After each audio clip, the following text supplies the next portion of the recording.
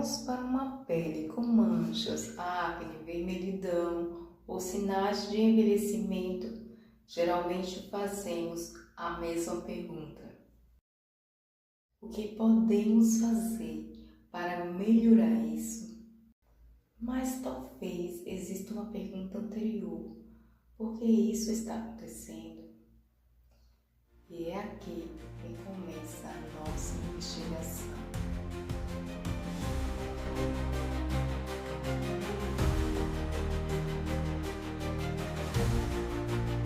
A pele nunca foi apenas pele, e se aquilo que vemos na pele apenas a parte visível de uma história muito maior. Quando olhamos para uma pele com manchas, acne, melasma ou sinais de envelhecimento, geralmente fazemos a mesma pergunta: o que podemos fazer para melhorar isso? Mas talvez exista uma pergunta anterior: por que isso está acontecendo? A pele é aquilo que todos conseguem ver. Nós observamos uma mancha, uma espinha, uma ocorrência, uma alteração de textura, um sinal de envelhecimento e imediatamente pensamos em alguma coisa para colocar sobre ela. Um creme, um procedimento, um tratamento, mas a pele não existe sozinha. Ela é um órgão vivo.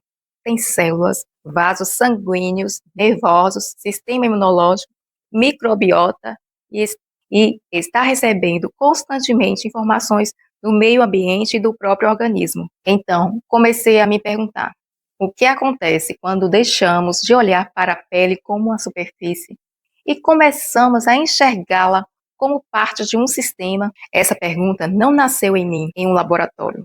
Ela nasceu na vida. Ao longo dos anos, pessoas muito próximas de mim enfrentaram problemas de saúde que mudaram a forma de enxergar a estética e a maneira que eu olho para a pele e o organismo.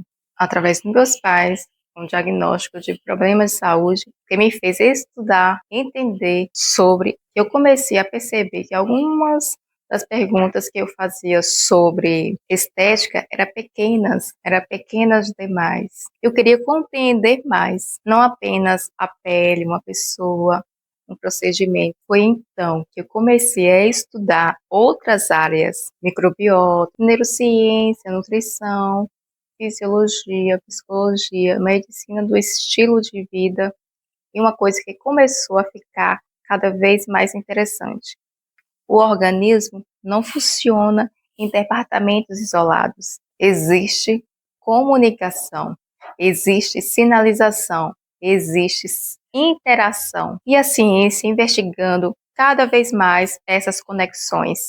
Na nossa primeira investigação científica concreta, uma dessas conexões recebeu atenção crescente nos últimos anos. Pesquisadores estudam com a microbiota intestinal, seus metabolismos e o sistema imunológico, que podem participar da comunicação entre o intestino e a pele. Isso não significa que toda doença de pele tenha origem no intestino, nem significa que corrigir a microbiota irá resolver qualquer problema de pele.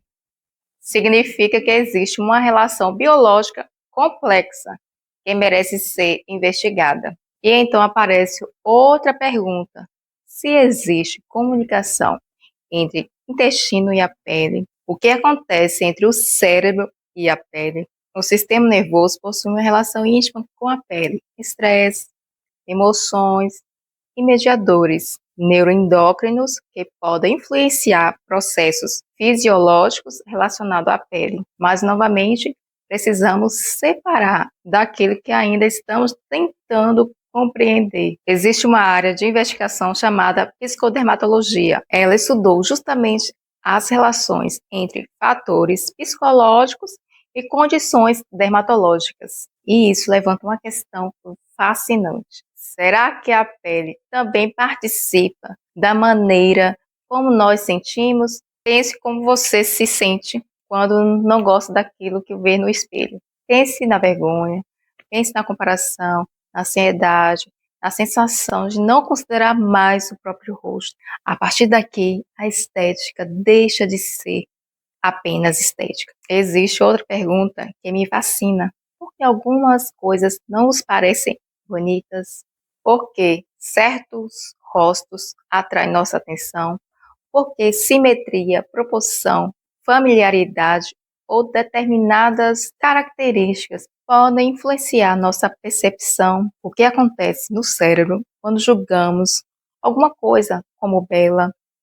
É aí que entramos na neuroestética. Mas existe um problema. Nós não vivemos apenas num mundo biológico, vivemos em um mundo social.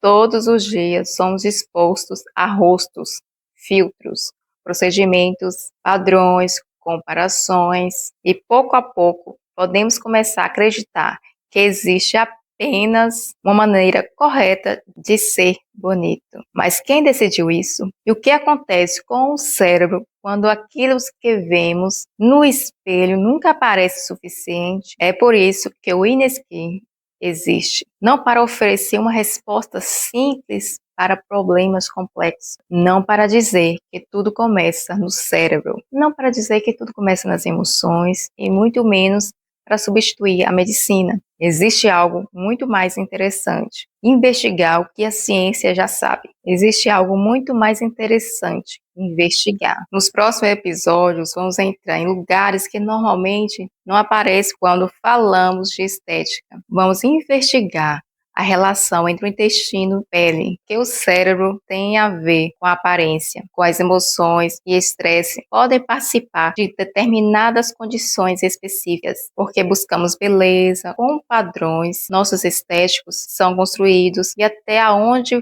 podemos falar sobre propósito, bem-estar e espiritualidade sem confundir fé com ciência. Talvez a pergunta nunca tenha sido apenas como podemos ter uma pele melhor. Talvez a pergunta seja o que precisamos compreender para nós mesmos para cuidar melhor dela. Eu sou Axa Lima e este é o Ineskin. A investigação acabou de começar.